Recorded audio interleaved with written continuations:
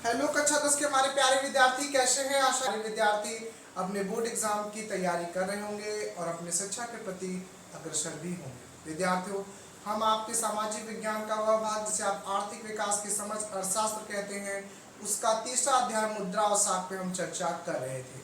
विद्यार्थियों, हमने पार्ट 3 में किस तरीके से सीखा कि हमने औपचारिक क्षेत्रकों में साख और औपचारिक क्षेत्र तथा अनौपचारिक क्षेत्र का मतलब समझा और किस तरीके से समझा कि अमीर परिवार औपचारिक क्षेत्रों की तरफ किस तरीके से अग्रसर है, तो वहीं जो गरीब परिवार हैं वह अनौपचारिक क्षेत्रों पर सबसे ज़्यादा निर्भर हैं साख तथा ऋण लेने के लिए। ठीक है विद्यार्थियों, हम इस जो पार्ट में पढ़ेंगे वह महत्वपूर्ण है क्योंकि इसमें 2 पार्ट को हम कवर करेंगे और इसी के साथ आपका ये चैप्टर समाप्त हो जाएगा।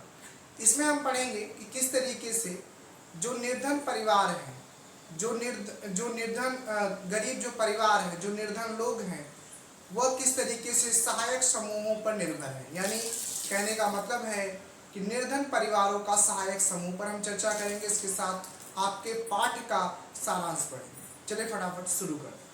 सबसे पहले जो कहा गया है कि गरीब परिवारों के जो सहायक समूह हैं, यह एक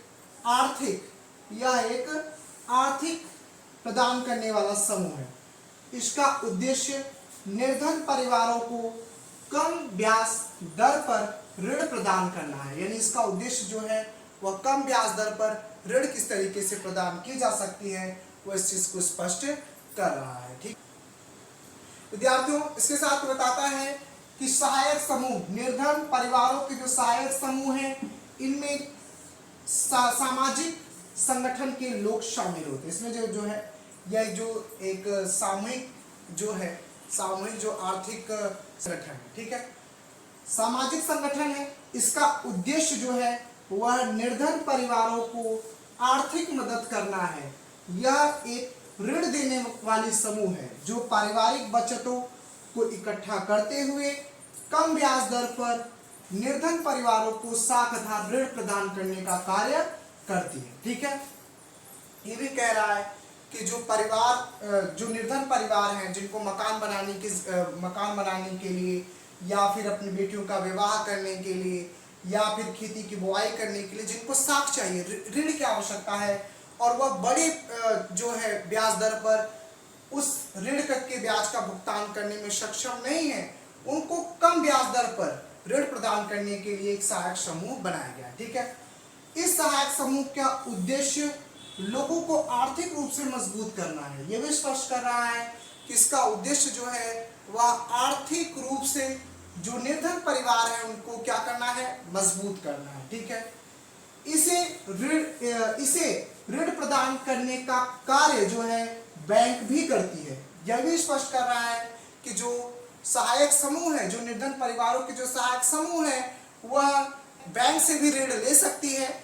उसके लिए क्या करना होगा, उसके लिए कह रहा है कि 2 वर्षों के बचत का विवरण बैंक को देना होगा तथा अपने महीने की जो बचत होती है उसके बारे में बैंक को बताना होगा, जिसके आधार पर बैंक उन्हें ऋण देने के लिए विचार करेगी। यानी यह स्पष्ट कर रहा है कि जो समूह के जो सदस्य हैं वह आपस में बैठक करते हैं, वह जो महीने की जो बचत होती है उसको इकट्ठा करके एक पूंजी बना लेते हैं, जो कि एक कार्यशील पूंजी के रूप में होता है।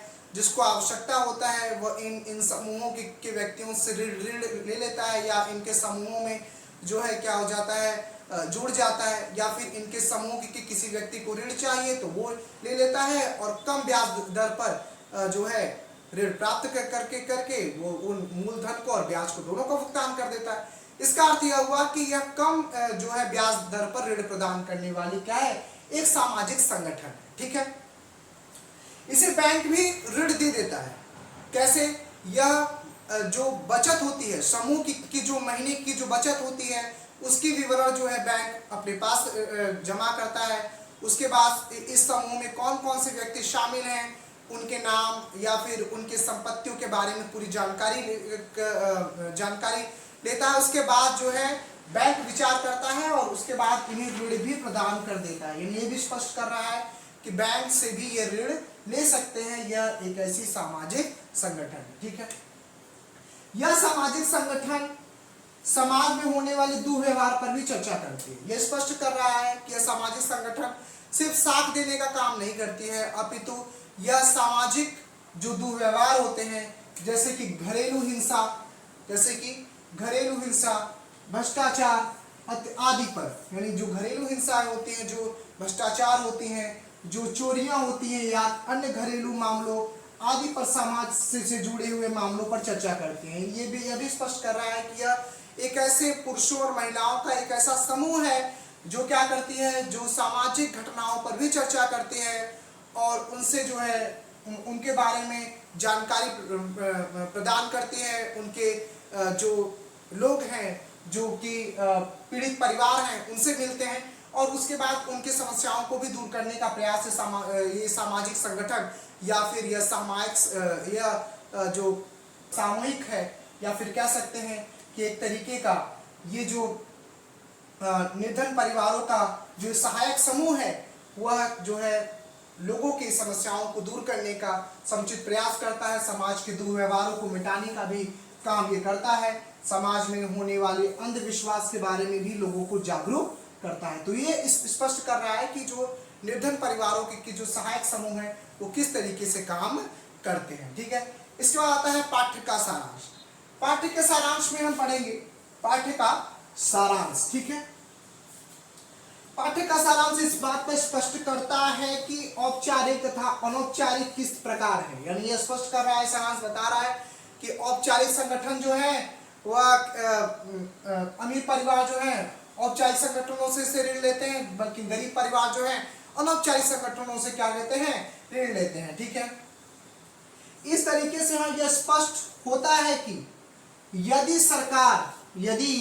सरकार ग्रामीण क्षेत्रों में बैंक को खोलती है और ब्याज के दर को कम करते हुए ऋण लेने की जो सुविधा होती है उसको सरल बनाती है, तो इससे छोटे जो निर्धन परिवार हैं उनको आर्थिक सहायता प्रदान होगी तथा कुटीर उद्योग और अन्य क्षेत्रों का विकास भी होगा। यह भी स्पष्ट कर रहा है कि यदि सरकार जो है जो ग्रामीण जो क्षेत्र के जो बैंक हैं उनमें यदि ब्याज की दर को कम करती है और वहां से ऋण लेना आसान बनाती है, बैंकों से जो ऋण लिए जाते हैं उनकी जो कानूनी कार्रवाई होती है यदि उसको आसान बनाते हैं तो ऋण लेना आसान होगा। कुटीर उद्योग है उनका भी विकास होगा, जो कि छोटे कुटीर उद्योग है उनका भी विकास होगा, किसानों का विकास होगा और जो निर्धन परिवार हैं उनका भी विकास होगा। इसी के साथ ये चैप्टर आपका समाप्त हो जाता है। ये चैप्टर 7 और मुद्रा से संबंधित था, यानी ऋण और किस तरीके से मुद्रा यानी मुद्रा के रूप और मुद्रा के अलग अलग स्रोत के बारे में आपको बताना था। चलिए इसी के साथ ये वीडियो समाप्त करते हैं। आपका इसी के साथ चैप्टर समाप्त हो जाता है। अगले हम चैप्टर में मिलेंगे अगले वीडियो के साथ, अगले चैप्टर में अगले वीडियो के साथ मिलेंगे। तब तक के लिए धन्यवाद।